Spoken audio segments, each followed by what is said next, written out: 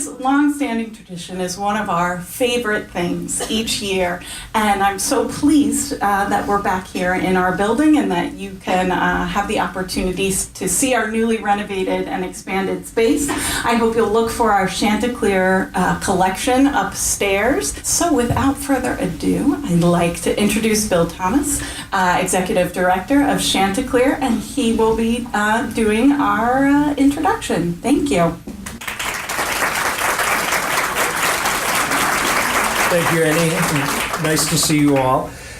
Before we get started, I do want to, most of you know Howard Holden, but I wanted to, Howard, would you at least wave? Howard was the first estate manager at Chanticleer, and Chris Woods was the second estate manager, and then Chris became the first executive director, and I'm the second executive director. So it's not often that Chris, Howard, and I are all in the same room, and we'd like it more often, but yes. So, since we're sponsoring the lecture, I get to do a little advertisement. Chanticleer is open. We opened for the season last Wednesday. We'll be open until November 3rd, every Wednesday through Sunday, 10 a.m. to 5 p.m. And then our popular Friday evenings will start May 3rd and run through Labor Day. Friday evenings, May through Labor Day, will be open until 8 p.m. So that's the plug for Chanticleer.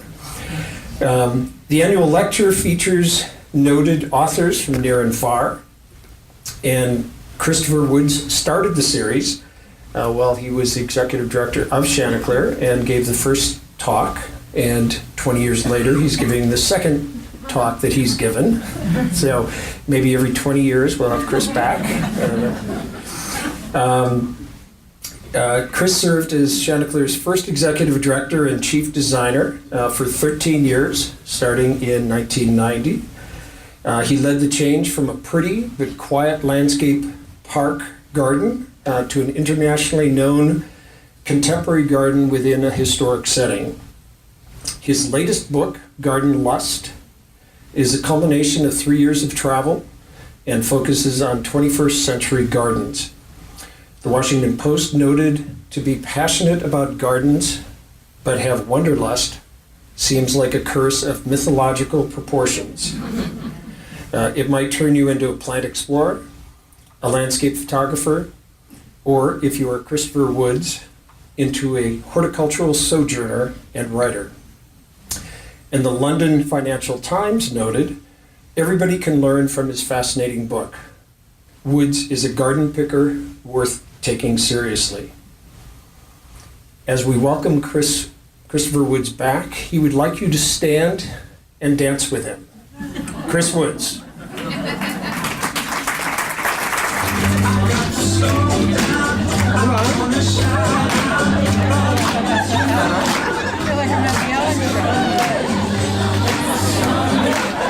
Shake it.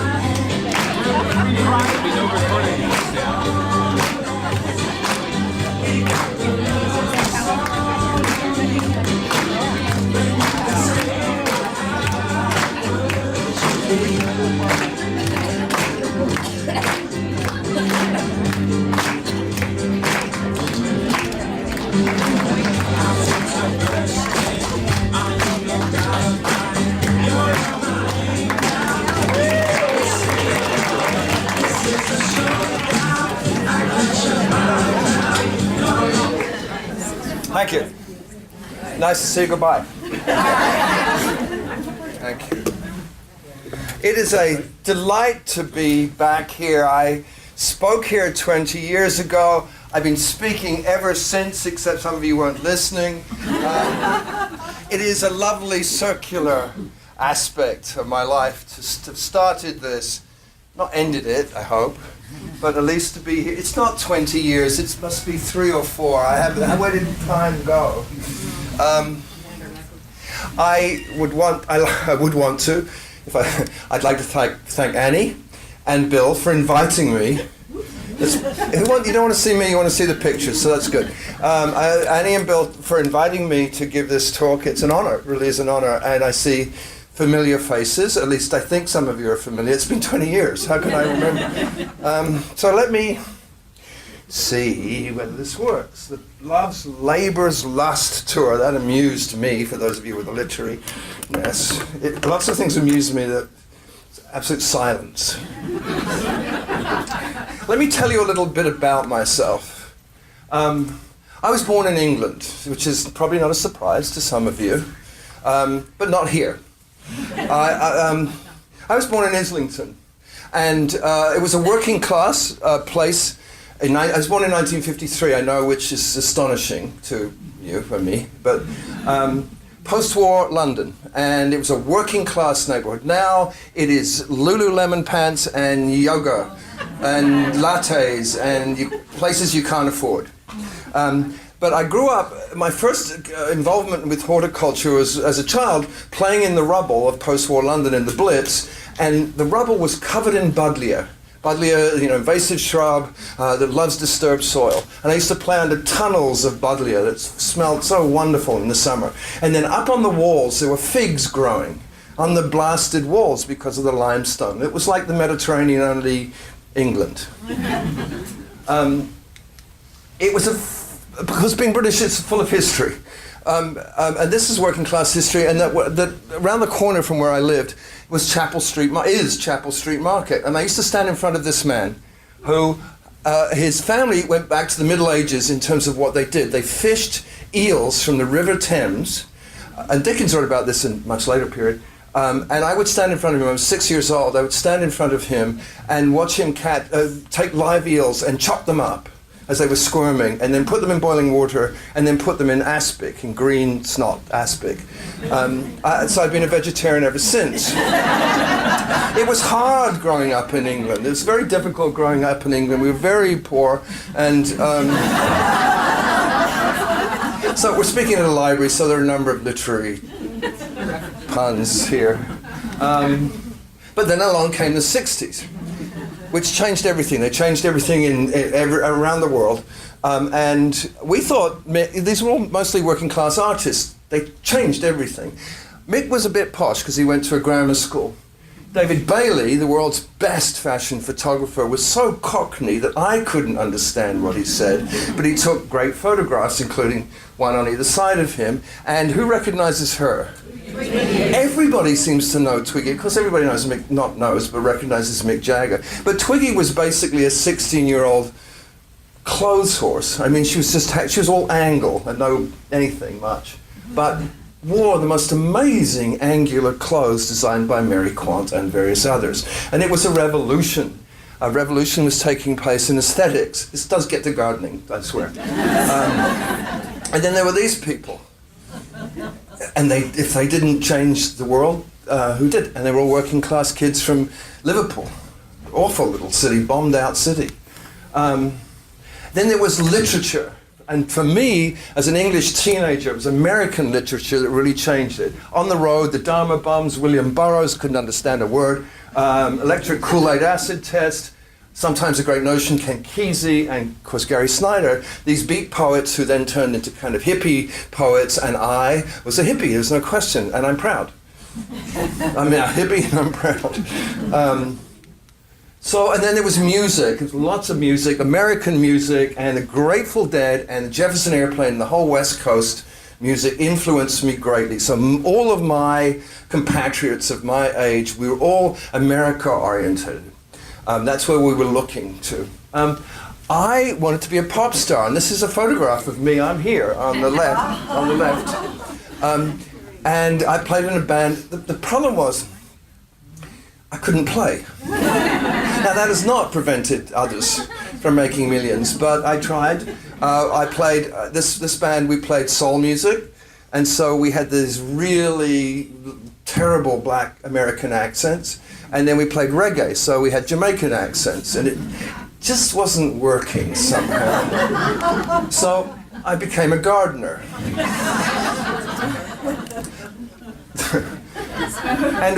But one of the influences was that we've got to get back to the garden, and this was all Woodstock and the hippie thing. Because most of us were born in cities, central London and various other places, and we'd never actually been to the garden. We weren't from the garden, but we had to get back to it, as we know. So many of us moved to the country, and we all of a sudden, city kids were suddenly we bought a cow. Many of us bought a cow and didn't know where, what, where do you, which end do you do that, whatever you do with it.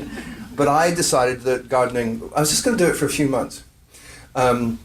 So I went to Kew. You could get a job anywhere. And I went to Kew and I enrolled in their apprenticeship program. And the title of my job title was Improver, which I thought was really optimistic given my motivation. But I did learn. And within the first week, I remember pruning a clematis. It was there, and there was another clematist next to me. It was just beginning to bloom, and it was like a drug dealer on the street. I don't know how many of you had this experience these days here in this part of the world, but it whispered. It was like, "Hey, come over here.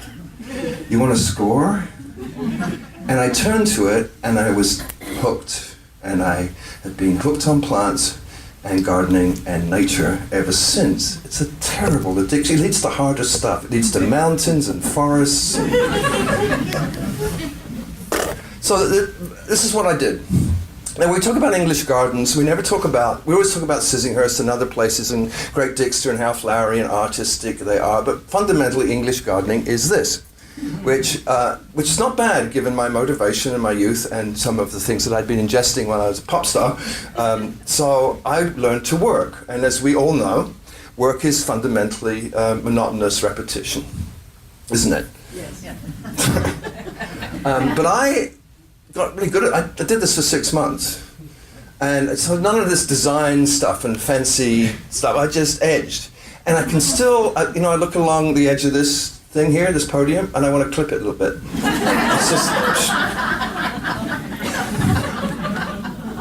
But after my apprenticeship at Kew, I went to North Wales, which is the equivalent of going from Philadelphia to Vermont, and in a sense, culturally.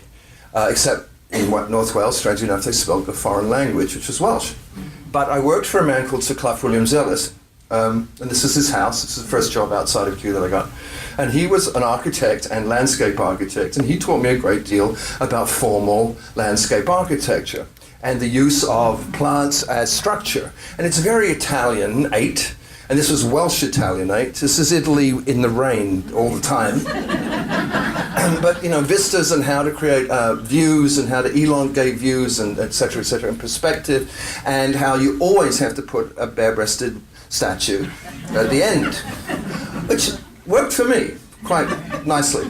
But then if you weren't that way, you always had an armless Caesar. But this photograph teaches, it was very, it symbolizes a great, I had one foot in the garden, in constructing and making gardens for all my working life. And I lived at the bottom of this mountain, Connect, so I had 1 foot in the wild. And had been that way, and I'm getting wilder as I get older. So Clough Williams-Ellis designed Port Merion. How many of you have been to Port Merion? Good job. The rest of you, what? You don't get out? Or you don't? Anyway. Port Merion was designed as an artist community. Noel Coward wrote Blithe Spirit here. The painter Augustus Johns slept with everybody here. He was famous for it. And I was a gardener here, and my first... So this is in North Wales on the peninsula, obviously on the river, the estuary, on the west coast, very mild. And my first job was to curate, I wasn't a curator ever, but to curate a big rhododendron collection that had been taken, seeds the plants were discovered, seeds taken from the Himalayas and brought to the west coast of the British Isles and Ireland. And those gardens still have extraordinary, incredible Himalayan plants in them. They weren't brought to Kew because it was too cold. Anyway, this rhododendron Sino Grande has leaves, 3 foot long. This tree was 30 feet high, and the umbel of flower, the cluster of flowers was this big, bigger, twice my head. And that was wonderful. I was then, not all of this talk is about me. There's a few minutes about the book. I was then, I worked for the National Trust, and I helped restore a garden that had belonged to Rudyard Kipling, library thing. The world's most successful, widely read speaker of the English language in the Victorian period. Although the house was 1656, the garden was 1910, 1920s. This is his library. He never cleaned up his work. And then I worked at Cliveden, which is west of London, not far from Heathrow. And this was a 300-acre garden. The blue is the River Thames there, going towards Maidenhead. And this parterre was famous in its time for having what was very radical and very unusual, which is a series of seasonal bedding in it. It even had bananas and fuchsias, and they were on the cover of garden magazines at the time as being radical and revolutionary. Later we put bananas and fuchsias in gardens, and it was radical and revolutionary. There's no new thing, ever. I worked with a man called Graham Stewart Thomas, great garden person. He was the National Trust advisor. He was in his 70s, I was 20-something, to restore these herbaceous borders. The herbaceous border is basically the only real true invention of in English gardens, new invention, 20th century garden. And we restored it, and Graham Thomas taught me a great deal about colour and plants arrangements and so forth. But England was becoming, or the British Isles would become very small, tiny for me. And because of the influence previously of drugs, of music and literature, I was very attracted to being elsewhere. It's too small in England. So I just couldn't take it anymore. And I set sail. On the good ship Pan Am to New York, and later did something, and I came to America. What a great country this is.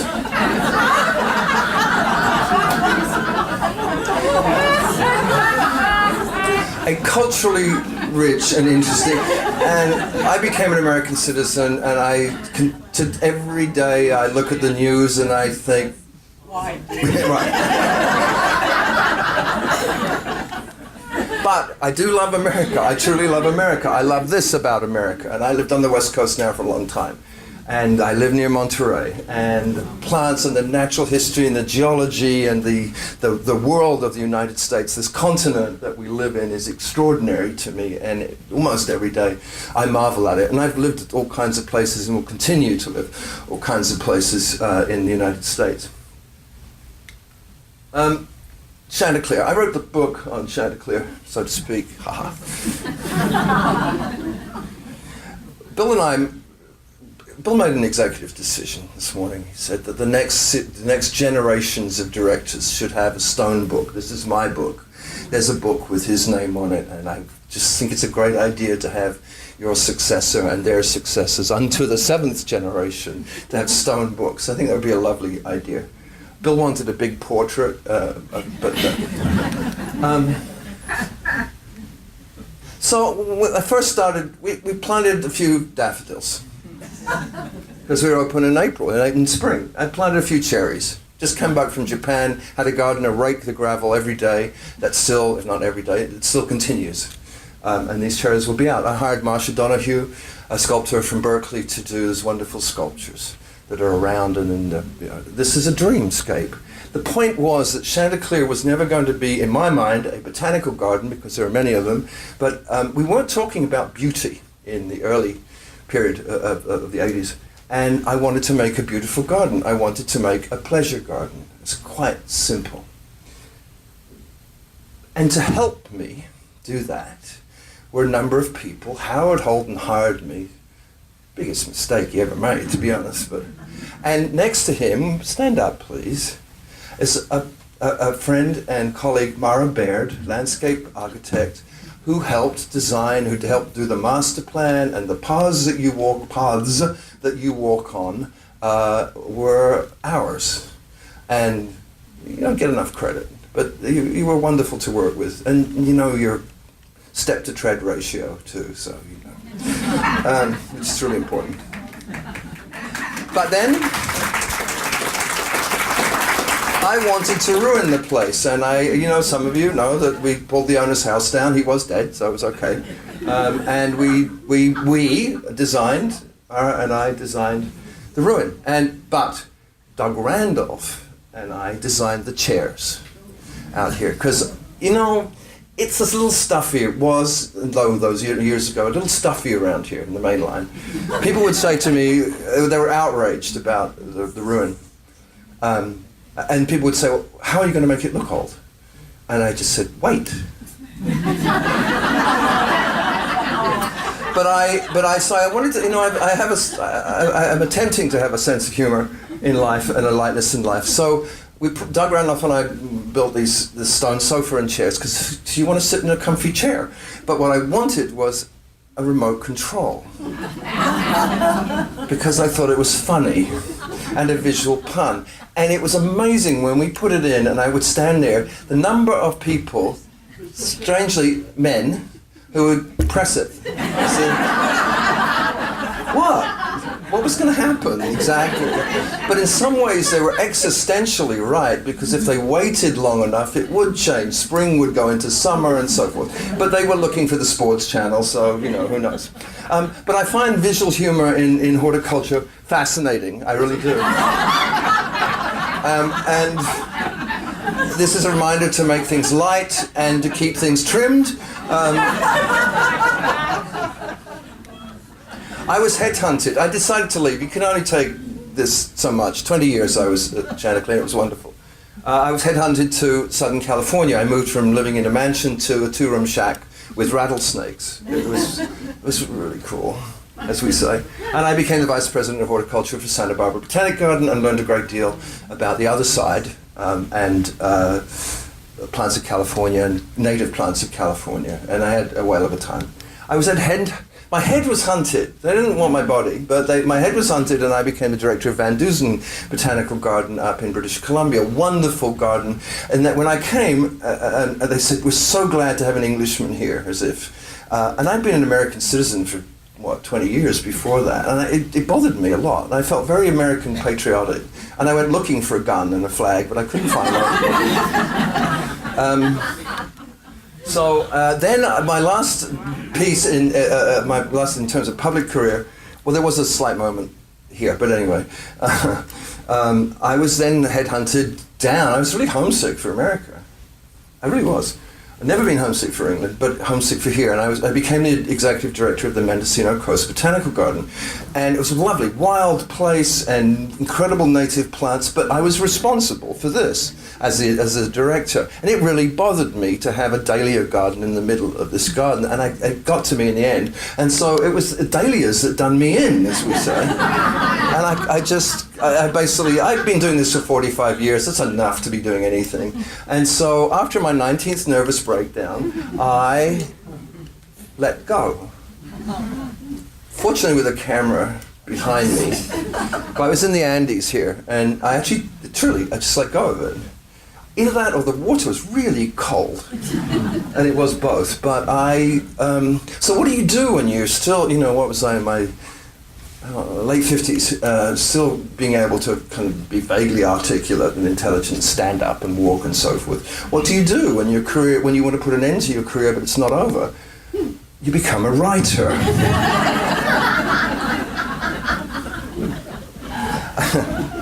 I still have the pearls, I do. So I wrote this book, which some of you have bought. And those of you who haven't, your names have been recorded, and we know who you are. And we've run out of books here, but Amazon, which you've heard of, the little book company, has it. And this is my dedication. This is for the gardeners of the world, you with the crazy eyes and rough hands, you who are so much in love with growing things, you artists and scientists, poets and painters, protectors and advocates, you who fall in love again and again. Do you know who you are? Yes.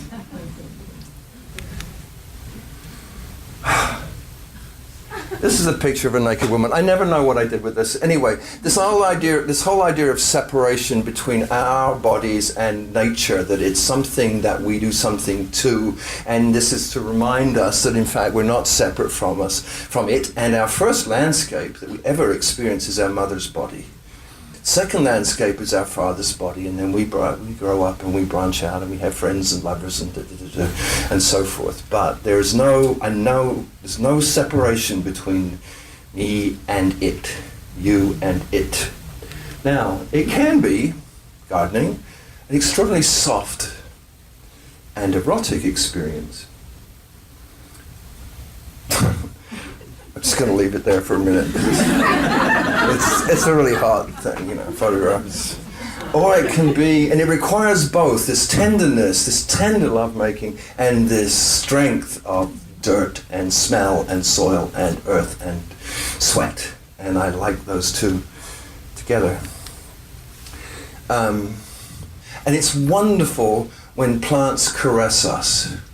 She thought she was caressing the grass. Michael Pollan writes about this all the time. This grass is allowing itself to be caressed.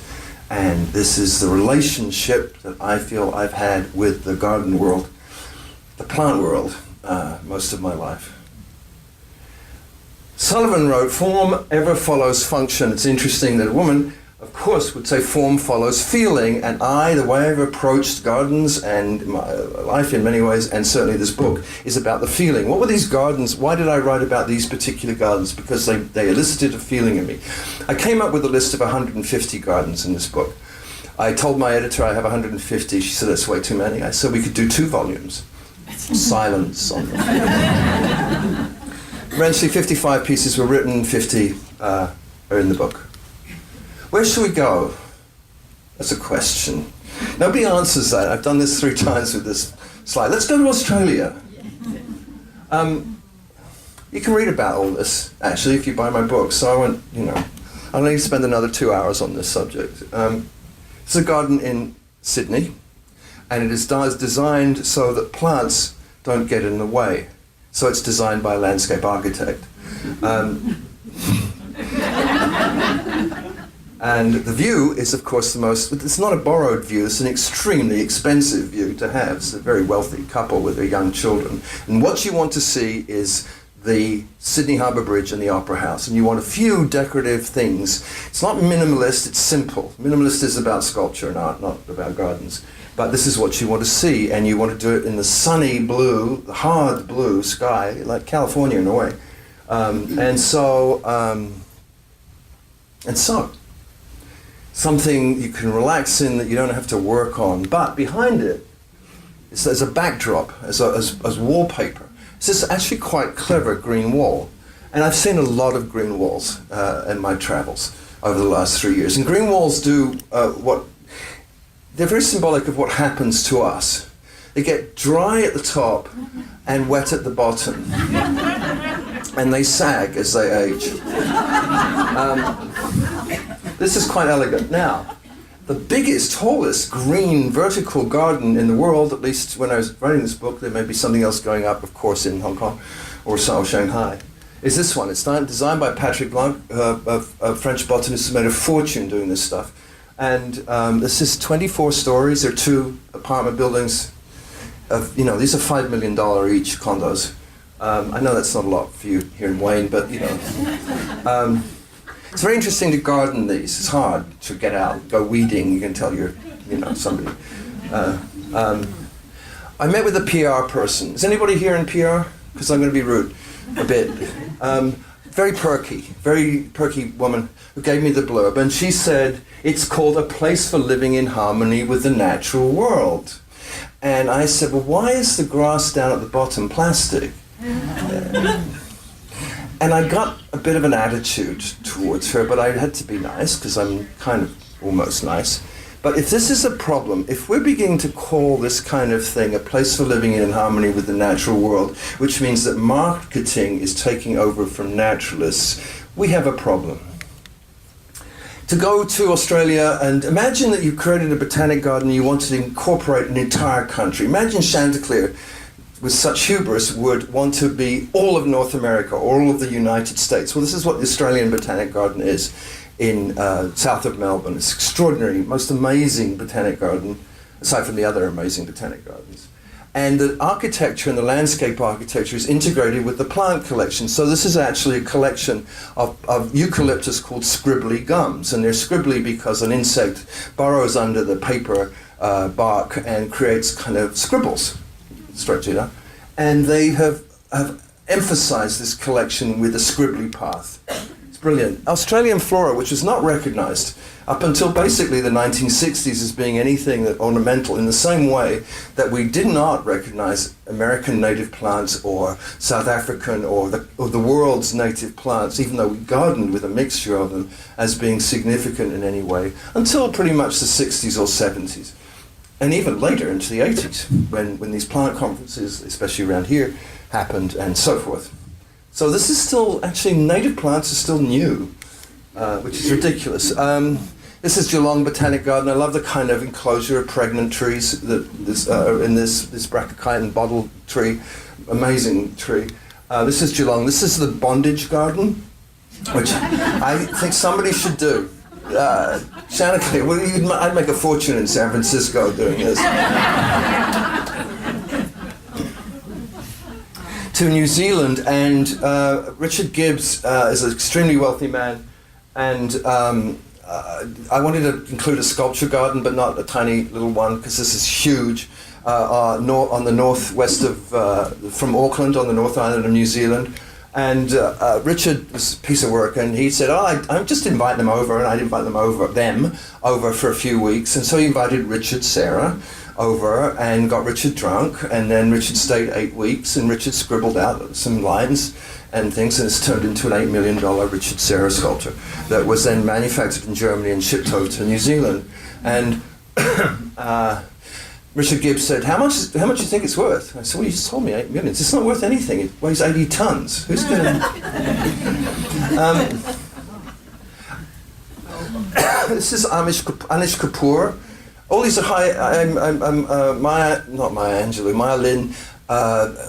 Goldsworthy. I mean, all these high-end, extremely famous sculptors were invited over, and Richard has a way about with him, and is very hospitable. And he all had them over, and his most pleasure was just to spend 8 weeks with them.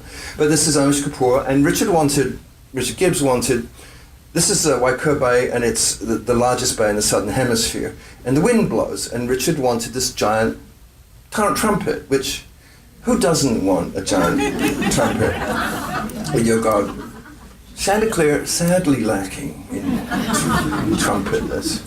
But he wanted the trumpet to be designed such that it played something like C sharp minor, which didn't work because it's really flatulent when the wind blows. But Richard had a fascinating technique of landscape design, which I offer to you freely, or you can buy my book and more. But Richard and his adult sons, so this is a man boy for sure. He took me down to a big wooden garage, and he opened it up, and there was an M1 tank, which I'm not very military, so it was an M1 tank, and I said, does it work? And he just looked at me, he said, of course it works. My boys and I, we get drunk twice a year, we take it out, and we blow up. And then, once it had been blown up, they got landscapers and scrapers to grade the paths and design the hills. So I offer this to you, Bill, and others as a landscape technique. One of my favorite gardens, don't ask me what my favorite garden is because they're all good. This is a formal garden of native plants in the north of the South Island of New Zealand. This is Parapuma, incredible place, and you can see its formality. This is true north, and it doesn't end in a statue because it's New Zealand, and New Zealand's wild. It ends in the rest of New Zealand, and wildness and bays and weather and so forth. But it's a central axis with side axes, very formal, very kind of Italianate, New Zealand Italianate, with incredibly interesting plants. To me, this is one of the few plants of color that have color. This is from the Poor Knights Island, which is north.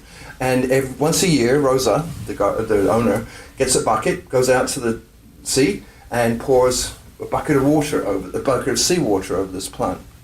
Because that's what it's used to. Do not do this at home on your daily, or do it on your dahlias, because they're really good.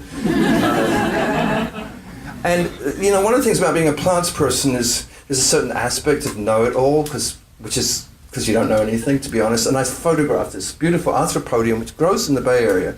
And I took 3,000 photographs of this because I'd never seen it before, and I was so excited. Then I flew back to Auckland. It's in the highway dividers and outside in the shopping malls. It's the kind of, I don't know what, the Pennisetum, it's just everywhere. And this grass, I'm tired of grasses, but this, I spent a day staring at this and photographing it. It's the most glowing chartreuse grass I've ever seen, and it's a New Zealand native in New Zealand. It's so interesting. It's so interesting. I'm going back again for the 5th time. But step outside the garden, take 1 foot into the wild, go north and touch this 3,000-year-old tree that has on top of it an entire forest, a biome. On top of it's a kauri tree. And on top of it is one of the smallest orchids. You can't even see it. One of the smallest orchids on one of the largest trees in the world. It's so good, this planet. Let's go to Palm Springs. Why not? It's a bit cold. It's going to be cold tonight. And the Annenberg Center in Palm Springs, and this wonderful arrangement, very simple. It's nothing simple. Parkinsonia Desert Museum is a tree that flowers 3 times. Its blossoms are constantly falling, so it has this butter coating, and these blue agaves like a standing army. Just really simple and wonderful. Let's go to the Huntington Botanical Garden. How many have been to the Huntington Botanical Garden in LA? Thank you. The rest of you. It's very sad. It's not a new garden, but I've included the Chinese garden, and it's still being worked on, and in another couple of years it'll be completed, because a public garden, to my mind, should also be not only horticultural and biocultural, but cultural in terms of human culture. And LA has either the largest or the second largest, who cares, of people from China, Japan, Asia, Cambodia, Laos, Vietnam, etc. In the United States, and so they wanted to make a garden that was culturally connected to a large number of people who live in the greater Los Angeles area. And this is a true Chinese garden made by Chinese artisans and so forth, and it's extremely beautiful and will continue to be, and its cultural relevance becomes even more important. Las Vegas is not the place that you would think of necessarily for gardens, and there's a reason for that, but the park in Las Vegas is probably one of the most visited public gardens now in the world, because it's Las Vegas, and at the end of it, in this city of misogyny and cheap perfume, is the most powerful woman that I've seen, these many years, and this is Marco Cochrane's Bliss Dance, huge sculpture at the end of the park, which is in direct kind of contrast or conflict to the stuff, shall we say, that goes on in Las Vegas. It's a desert, of course, if those of you who've been there know in the summer it's horrendous, those of you who actually go outside in the summer, but there's those wonderful shade structures and some great plantings, and this stone. The only reason to go to Las Vegas in my mind is to go out into the canyons that are around it. Nevada is an amazing state if you just put the brothels and all that other crap out of the way, as one does, and go and visit the Red Canyons, the Red Rock Canyons, and all of that, and Zion National Park is a paradise, and et cetera, et cetera. But what I found fascinating in terms of human behavior is, I was there 2 nights photographing this. So this is a wall, obviously, and it's a water coming down over pebbles, and it's lit from the bottom. And everybody who went to this went up to it and went to see if it was wet. And in this city that is not regarded as a place of innocence, everybody did this sweet thing, boop, to see if it was wet. And I love that about human beings. We're such a mess in many ways, but we have this all this child stuff in us. I wonder if it's wet. Boop.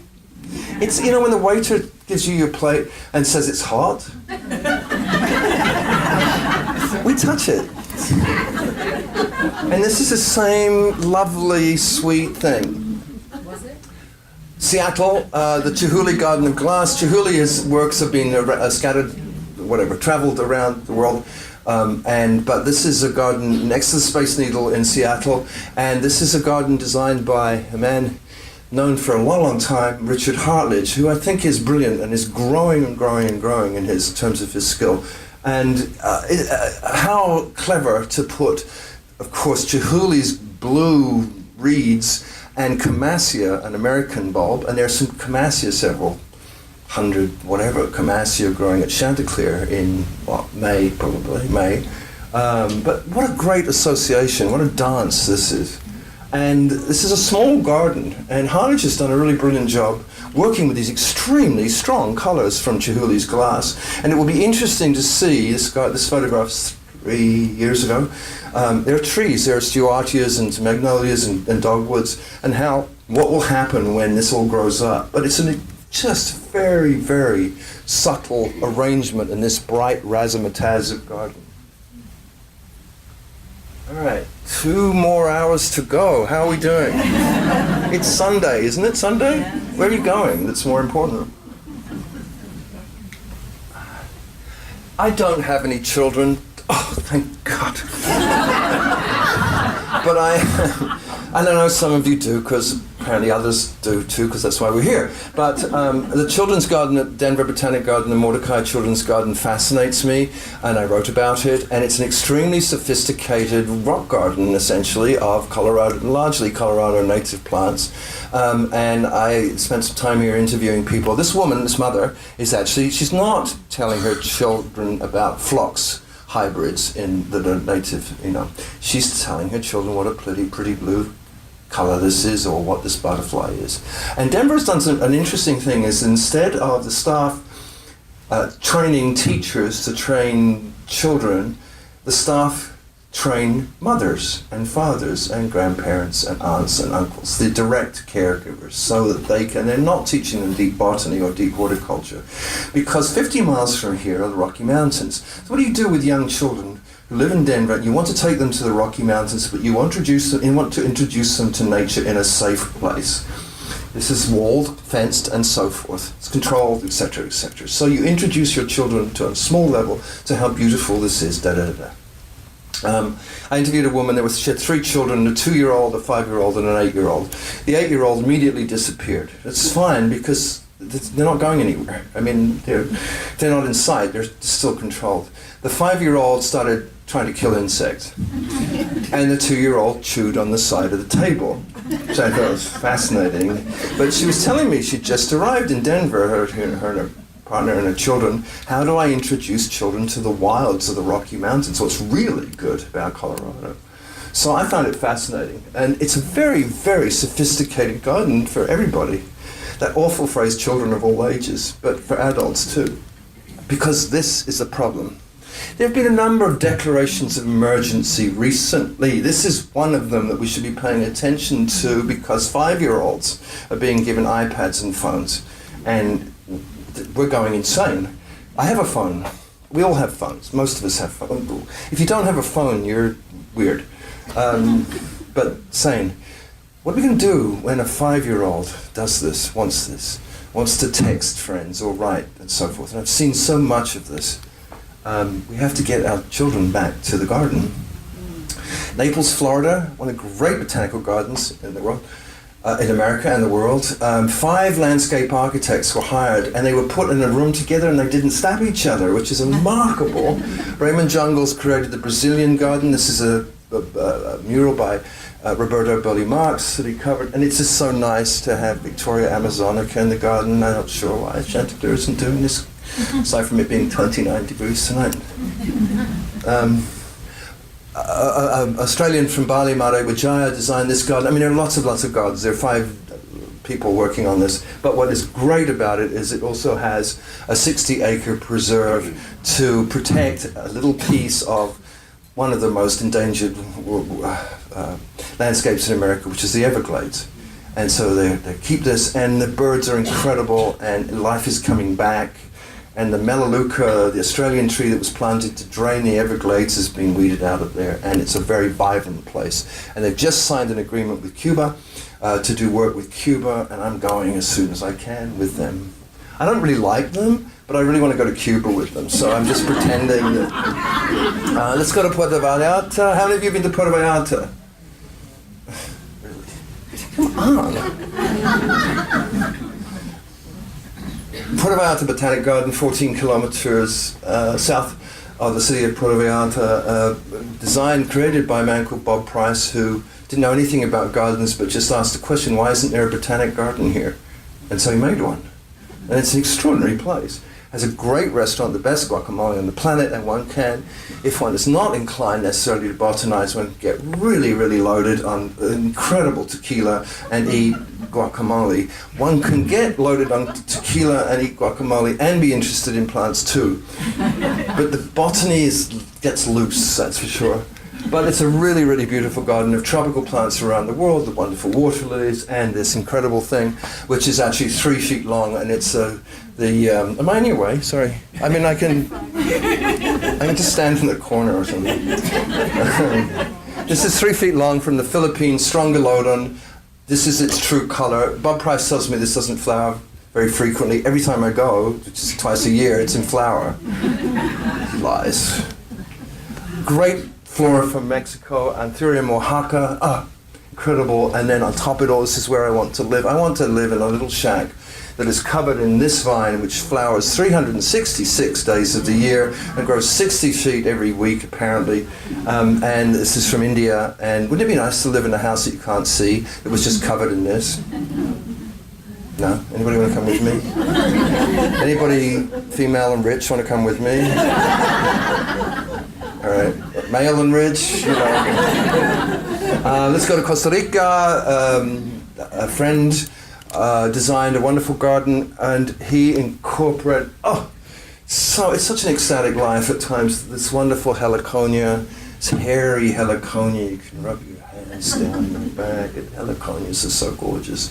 And I went to Costa Rica recently, and I was photographing a heliconia collection, and I was dying. It was just ecstatic.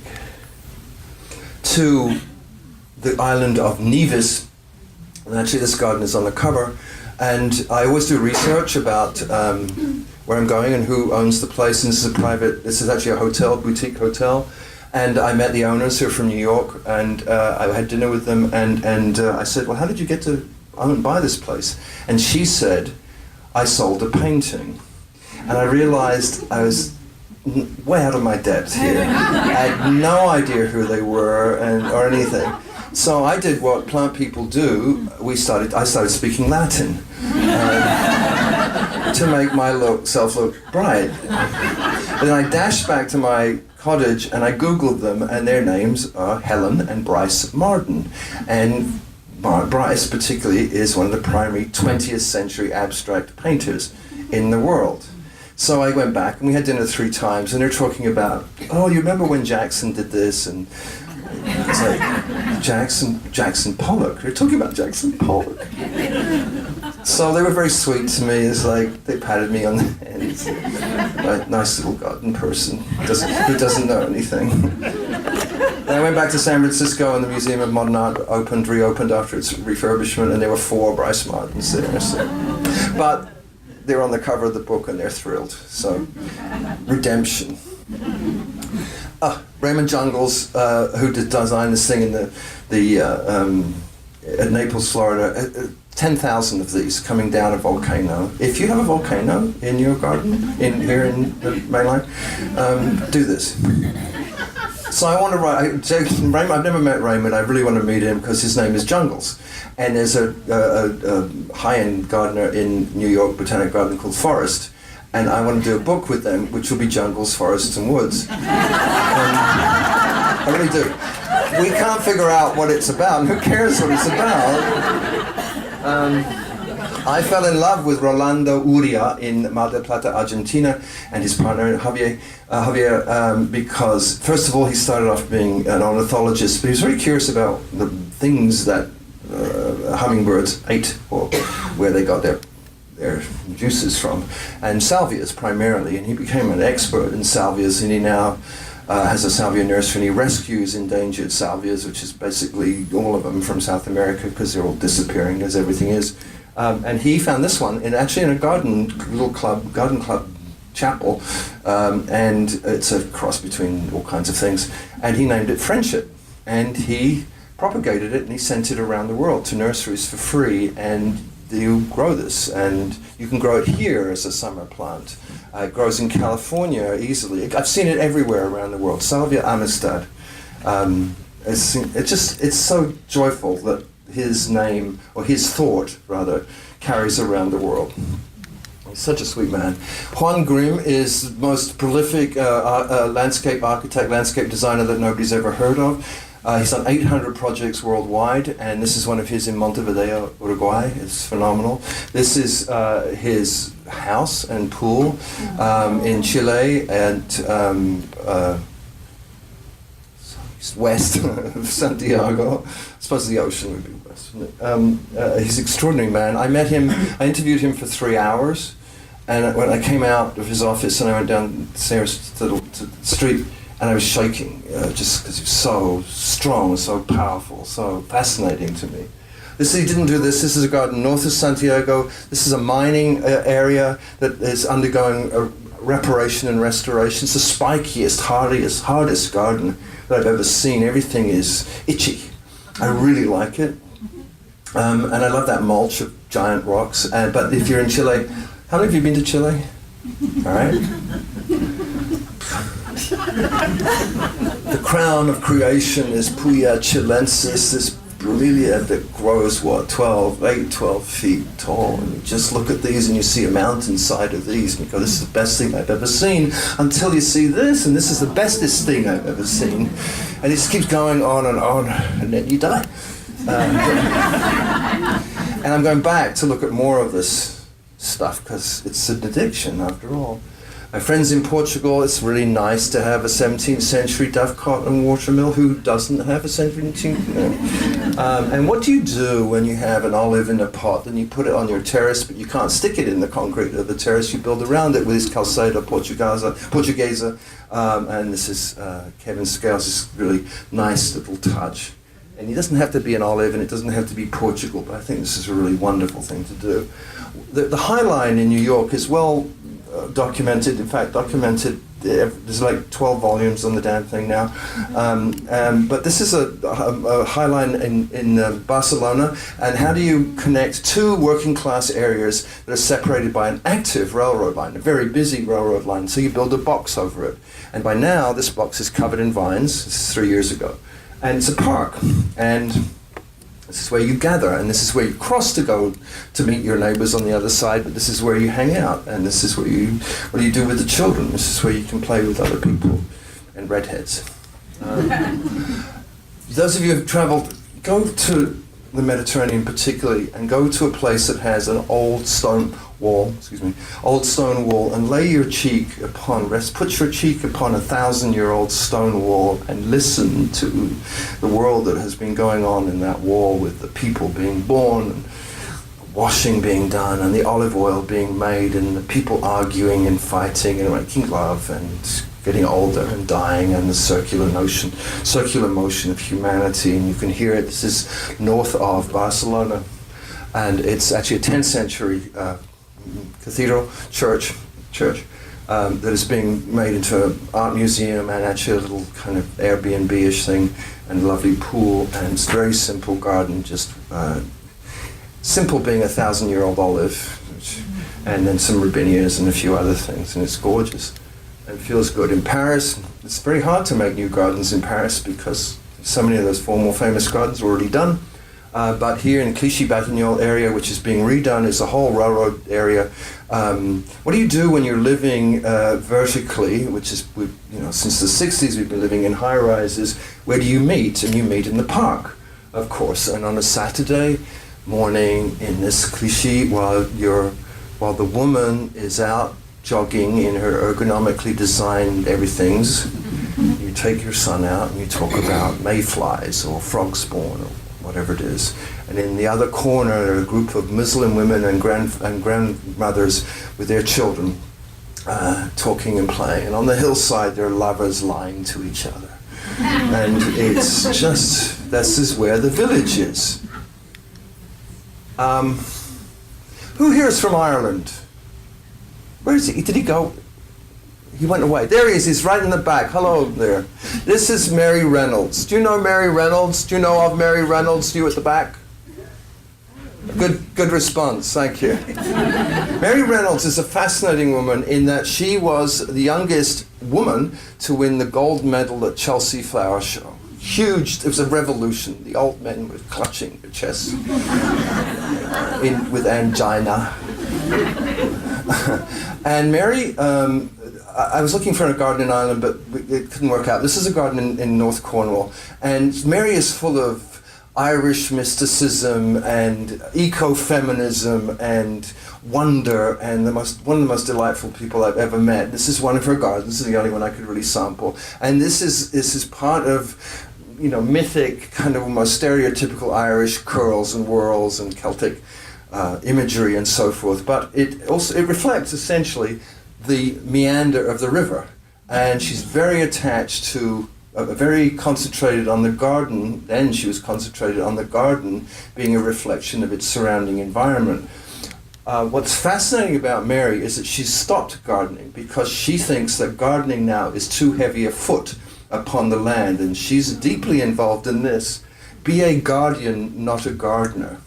I suggested to my publisher, Timber Press, who publishes garden books, that Mary and I should write a book called Be a Guardian, Not a Gardener. They weren't amused by that. But I'm going to interview her in June because I think what she's doing in terms of simplifying it, her thing is leave it alone. Just leave it alone to grow back because we're in real trouble.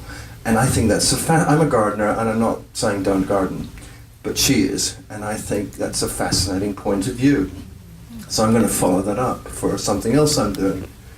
In Alnwick, in Northumberland, in England, the second largest inhabited castle is right on the northeast, near the Scottish border, a rough and hard place to live, and it's owned by the Duke and Duchess of Northumberland. Now, they weren't going to be the Duke and Duchess of Northumberland because the older brother was the Duke of Northumberland, but he did what so many of the British aristocracy do. He died of a heroin overdose. They do it all the time. So they were surprised to suddenly inherit 300, as one would be, to be surprised to inherit 300 million pounds, like, oh damn, and a giant castle. And I'd heard and read about this, and I met her, Grace. I said to her, what do I call you? And she said, Jane. And she rocked the British world in many ways. There were gardens in the 16th and 17th and 18th centuries, but they'd fallen apart, actually in the 20th century because of the two wars. You know, these gardens used to employ 100 gardeners, and then the wars came. The First World War reduced it to nobody. Second World War reduced it again to nobody. So there was a devastated garden, this historic garden. She raised £30 million to create this new garden, this cascade, and it received extraordinary negative publicity in England, which the English have a tendency to be really good at, and especially in the garden world, because, I know this is hard for you to take, this was designed by a Belgian. Can you imagine just how awful? Having a Belgian even set foot in the... Anyway, Jack Wirtz and Company, Jacques died, a year ago, 2 years ago, but this is a huge international company, and there were letters to the editor, and, sir, outraged that a Belgian would be doing this. Yeah. Whatever, as they say in Northumberland. But what I like about Jane, I mean, this is hugely powerful. She's also the Lord Lieutenant of Northumberland, and she gets to wear a sword now and again, which is, how many of you here get to wear a sword? And a hat with feathers and all of that. Very posh, royal family, all good friends, da-da-da-da. But she has a social heart, a socialist heart. And so she put this $30 million cascade in, but then she got free tractors from John Deere, and she has the kids dig up the gravel, as children do, and they dump it in the bottom of the cascade. And she said, I got gardeners, they can dig it out. And there were letters to the newspaper about this. I read them, how outrageous it was to have young children in the garden. I mean, I agree personally. I wanted people, Chanticleer, I wanted an age limit. Nobody under 45 should come here. But this is a wonderful thing. She has programs, she's an incredibly active program for early onset dementia called Forget-Me-Nots, serious, and the problem. Well, early onset dementia, one of the aspects of it is isolation. So if you work with a gardener and you talk with a gardener, you don't have to talk. You work with a gardener, you connect a little bit, and they find that people start to unlock, even though they have dementia. So it's a very powerful program. And Jane, with all her John Deere tractors and whatever, had brought £10 million into the economy of this poor area. So, hey, Good for her. What do you do if you're a world-famous landscape architect and doing all these worldwide projects and you have to dig up trees and you have to throw them away? Well, you rescue some of them and you make a tree museum. Enzo Ennio is an Italian landscape architect. I was there for 2 days. I went through his studio. He said, you can't write about any of this in here because one of the projects was an island off of Venice that he was doing. So this is no vegetable gardener, that's for sure. But he built this wonderful garden with these limestone backdrops to these incredible trees. And he also collects pots. He has pots that are 2,000 years old, and they're just out there on racks, and they're just, gardens are very special. You can read this for yourself, can't you? Let's read it together. Follow the bouncing ball. Gardens are very special places. They are, in fact, magical spots on the Earth's surface. Inside them, the highly modern and the archaic overlap. The civilizing always bordering on the anti-civilizing. And even in the finest, most formal garden, just leave it alone a little bit and it'll tip. I think that's wonderful. Talking of tipping there are lots of old plants, industrial plants, that are being preserved as sculptures and parks and so forth. This is in the Ruhr Valley. This was one of the major iron and steel plants in the 19th century, and particularly during the 20th century for the First and really for the Second World War.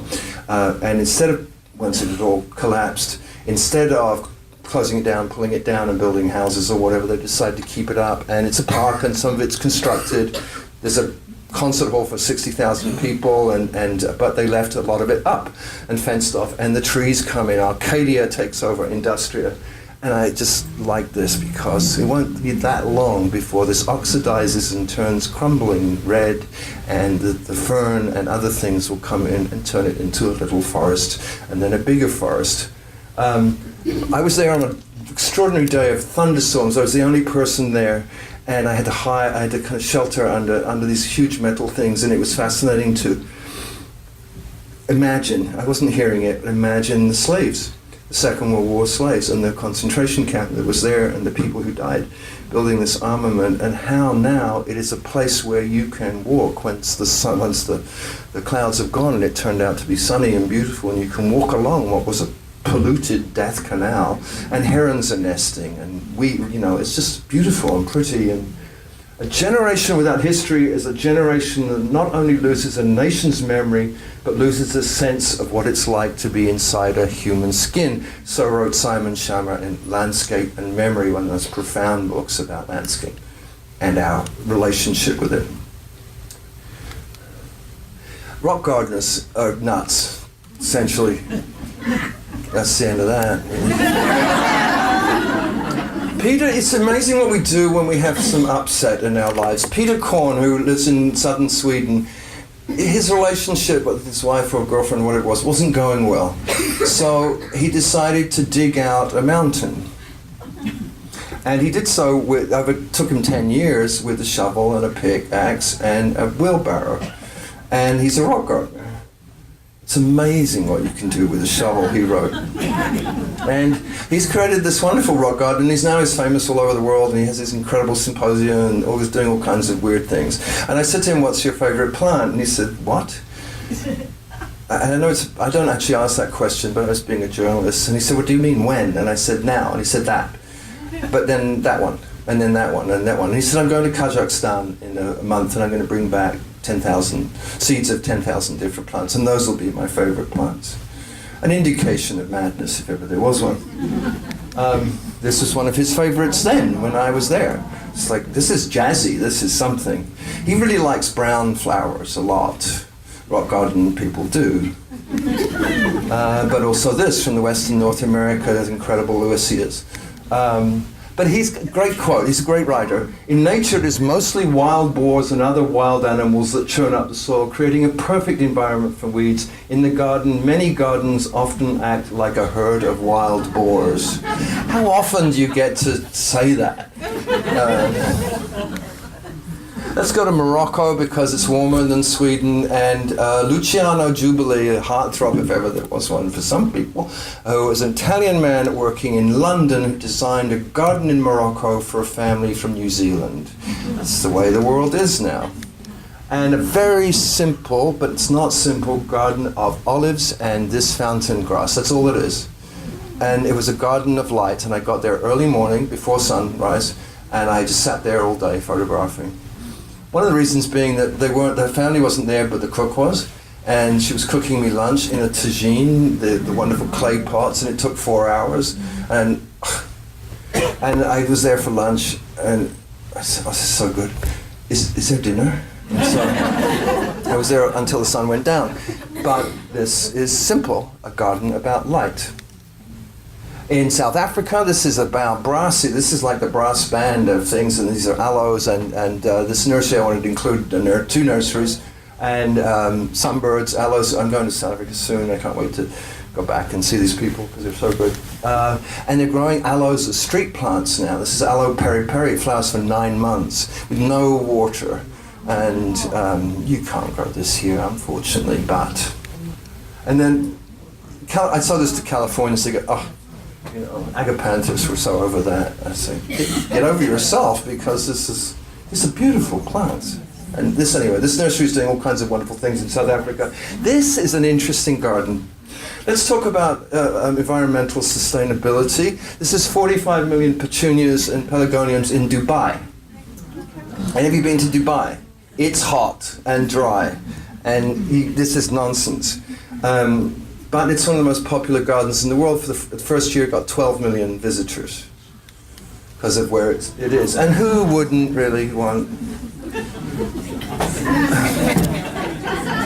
So I always get up early because now I'm old and I don't need to sleep that much. But so I get there and I try and get in before everybody gets in. And I was here early in the morning, and then all of a sudden these people, thousands and thousands and thousands of people kept coming. I was the only one who wasn't taking selfies.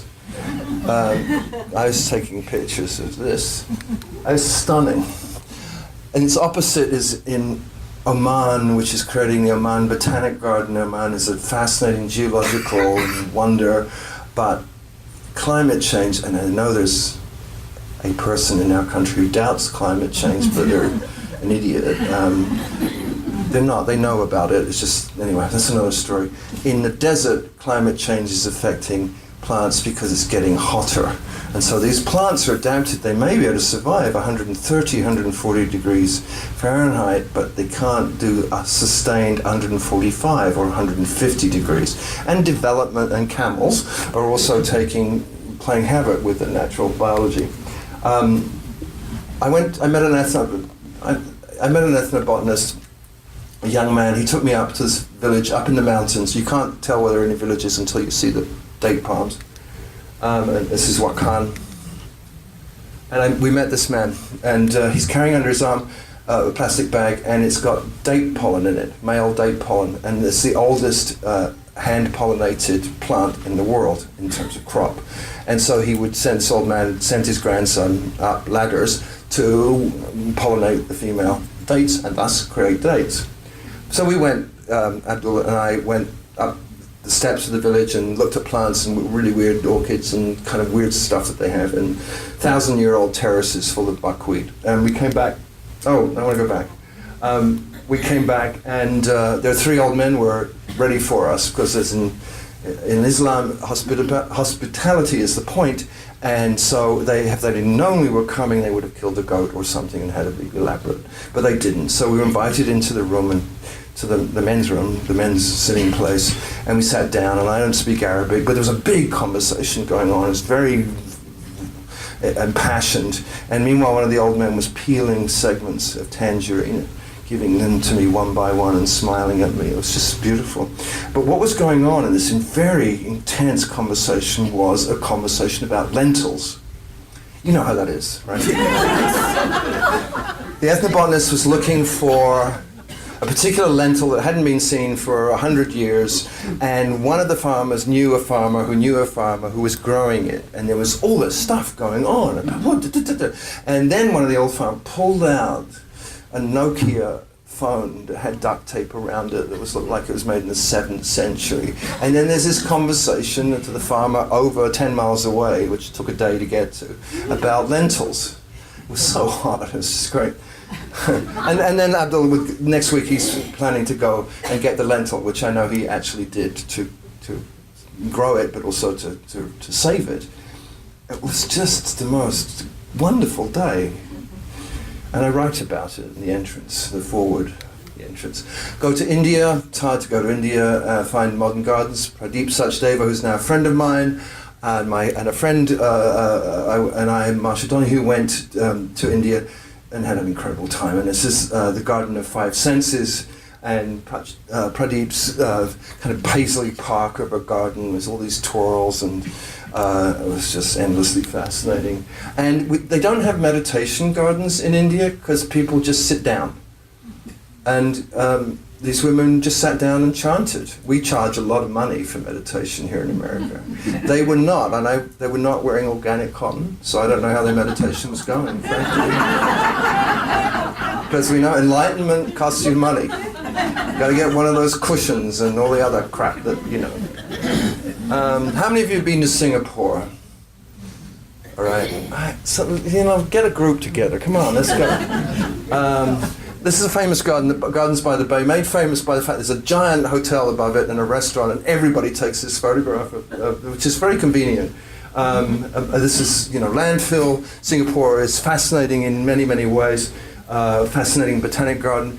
What's happening now in Singapore is they're moving the docks. Singapore is a huge, huge international port, but it's looking unsightly. So they're moving it around the other end of the peninsula, which I think is so municipally adventurous of them. And I kind of like Singapore in a weird way. And I agree with, of course you don't want to spit on the streets, but when you're there, it makes you, I don't spit, it makes me want to spit on the street, just like, just once. Great hotel. I think this is one of the most iconic 21st century landscapes and architects. This is the Park Royal Hotel on Pickering. These incredible contoured terraces with extraordinary tropical foliage on them, tropical planting. I did save up some money and actually stayed here one night. It's a great hotel, and I sat in this basket, which actually has chairs in it, and looked out. But the architect, it's the finest example that I could find then of architecture and landscape architecture combined in a truly modern way. It's opposite in some ways is in Laos. I've been to Laos now 7 times, and I love it dearly. You can see on the prow of the boat here is a little tree in a pot. You see that? And it's also it's on every boat on the Mekong River, and this is near Luang Prabang. This is Luang Prabang in Laos. And I asked somebody, why is this tree in the pot? And they said, to ward off water dragons. It works. I didn't see one. Vietnam, Laos, and Cambodia are about to be entirely consumed by China. Somebody said to me eventually, in 10 years, maybe less, that the Lao people will stand around this giant hole that will be their country and wonder what happened. So my friends at the Botanic Garden are doing what they can to save some of the plants of Laos, including orchids that nobody has documented or so forth. And so the whole of Southeast Asia is just about to be consumed, and so my plant friends are doing what they can, and bless them for it. Mari Wijaya in Bali, agriculture is disappearing. You know that in Chanticleer there's this wonderful crop garden every year. What are you putting in this year? Mustard. So we started off doing this with wheat, and then it morphed into amaranth and tobacco and all kinds of things. And it's all kinds of things, a homage to agriculture. Mari Wijaya, his last work before he died, he put in rice paddies in front of a luxury hotel because the rice paddies in Bali are being consumed by luxury hotels. A little ironic circle there. And he was responsible for, and so he wrote this play, Eat, Pay, and Leave. Because Bali went bonkers after that book and that movie. China, I don't know, I'm wrapping this up. China, I don't know, I have no understanding. I've been there many times, I have not a clue what's going on. There's a lot of dancingness going on in China. But the interesting thing, of course, you forget when you're there. I went to this garden in Xi'an, and I was there early, and there's a huge parking lot. It's like as big as Philadelphia Airport. And like being stupid, I said, well, why? I asked the guy, Next week is a national holiday. There'll be 6 million people here. Imagine if Chanticleer got 6 million. No, don't. But think about 6 million people coming to toilets and noodle shops and whatever in your garden. There's a lot of dancing going on in China, and the more I go there, the less I understand it. I need somebody to help me. I really do. All kinds of things going on. But there are also some sublime things. I like simple, especially being overwhelmed by millions of opinions of people. I did eat a lot when I traveled over these 3 years, and apparently it's still continuing.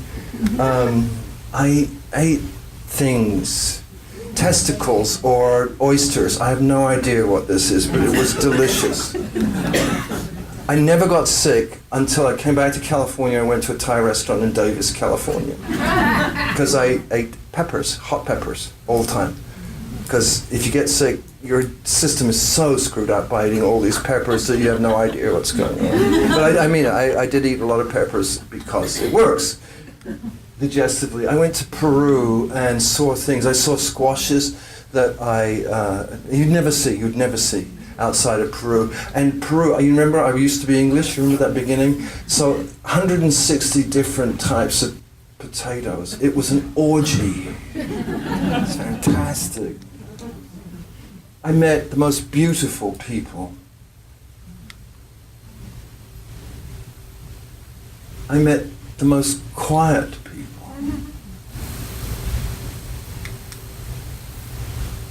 I met the most sweet people. Everywhere in the world is a child wearing a hat with ears. Everywhere. And a mother, and always a giggly older kid who kind of doesn't want to be photographed, but could you take 300 more? And all this, like, just this body movement was just so wonderful. Everywhere in the world, there's sweet, sweet people. I met beautiful black people. I met beautiful white people. I met a lot of fat white people. I met some really wonderful brown people. I met some nosy people. I was very tempted. But this is what I've been doing, just wandering around looking at stuff and writing about it. My book seems to be giving my publisher some pleasure. And so to punish me for that, they've asked me to do another one. And so I'm doing a book, I'm writing a book, doing as we writers say. I'm doing a book on natural areas of the world, unmade landscapes, forests, much more difficult than gardens. I understand gardens. I don't know what any of these things are. So I paddled a canoe up a river in Palawan in the Philippines. I found a 300-year-old mangrove. Went to New Caledonia, to the Blue River National Park. I walked around this thing for 3 days. I couldn't identify one single plant. It was great. The age of innocence returns. So this is my life, looking at wonderful things. Thank you so much.